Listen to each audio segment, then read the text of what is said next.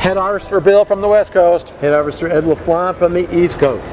Now today we're going to talk about one of my favorite topics, Harvester Ed, and everybody that I've worked with, you know what it is. It's gross margin. I am the gross marginator.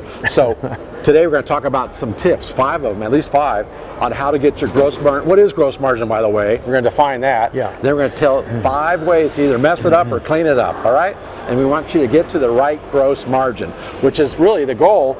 If you take all your revenue, your margin goal would be 50%, 50, not 15%, 50%. So Harvester Ed, what the heck is gross margin? Well, gross margin is when you have your revenue or sales, right? Yeah. So if you're doing $1 million, Yeah. that's your sales. If it costs you $500,000 to do it, what's left over is your gross margin. So what's the cost? What do you mean cost? Well, What okay, cost? that's a good point. So the cost is going to be your labor burden, and your labor burden is your Social Security, state and federal unemployment, and workers' compensation. You have to add those together onto your labor cost. They call it burden, right? And then that would be part of it. So you got your labor burden, and all your materials. And then worker comp insurance. I already said that. That's going to be on the burden. Okay. Part of the burden. And then in case you have any rental equipment or disposal charges, that's small, usually small.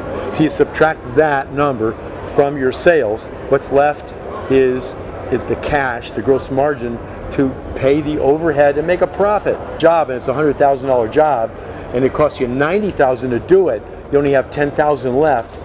You're going to be in trouble because you really need $50,000 left. Okay. So that's the gross margin, extremely important. Okay, so here's the 5 things we're going to talk about in gross margin. First one is HA. Yes. Aha. Ahas, okay. You got to know what your HAs are. The HAs is hourly average wages, and I explained that before.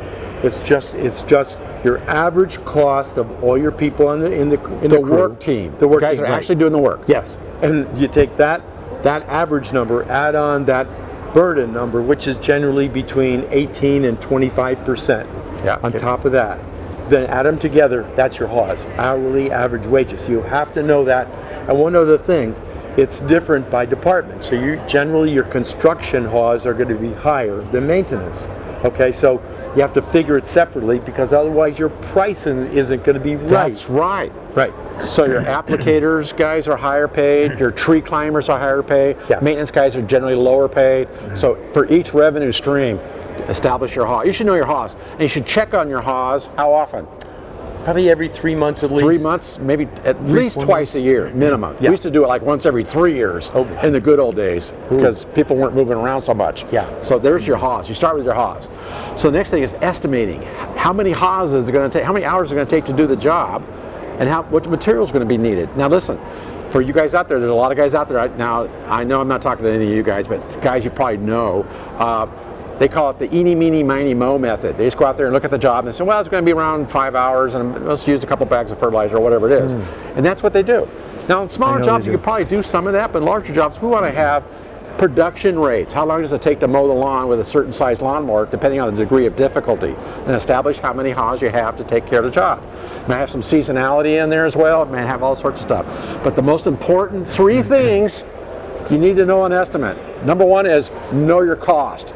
Second one is You have to know your cost. the third one is, guess what, folks? Know your cost. So we talked about HAs, estimate.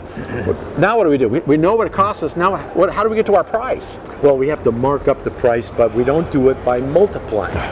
See, all the guys, they multiply. You do it by dividing.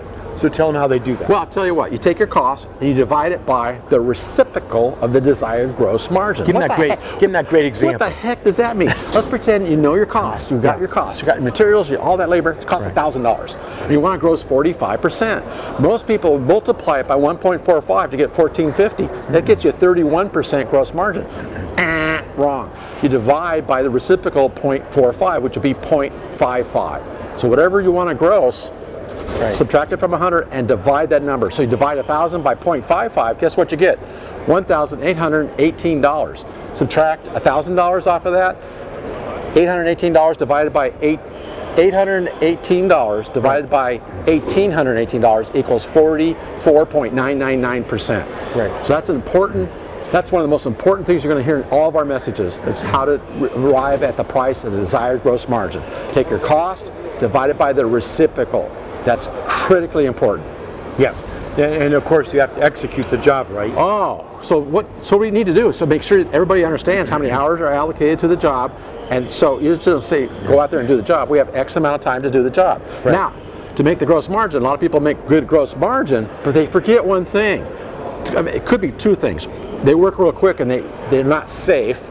Yeah. So they think they're efficient by doing the hours, but you got to work safely, efficiently, and here's the key one, effective. That's doing quality work. There's always a push and pull on doing it within the hours budgeted, but delivering the quality consistently for the customer's expectations. Yep. So you got to execute consistently. Pretty important. What's the last one? Well, the other one is the renewals, especially in maintenance contracts. You know, a lot of contractors, they're afraid to They're a increase bunch the of fraidy price. cats, Yes, Harvard they said. they are, I know. Oh, I know scary cost of cats. living is 3-4%, and they're afraid to, well, I might go lose the one or job, two. and they're going to go out to that four-letter word, bid, all that kind of stuff. Yeah. So, but you have to keep up, otherwise you're going to lose money. So, yeah, I would think you have to stay pretty close to the CPI increase, which right now in 24 is around 2.5 to 3%, depending on where you are in the country. Yeah.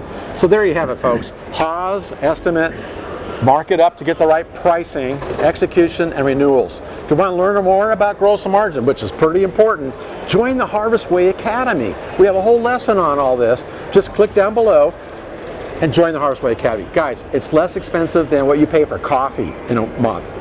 That's right. That's guaranteed. That's right. We'll see you next time. Head Harvester Bill Arman from the West Coast. Head harvester Ed LaFlamme from the East Coast. Now go out there and get gross. You got it.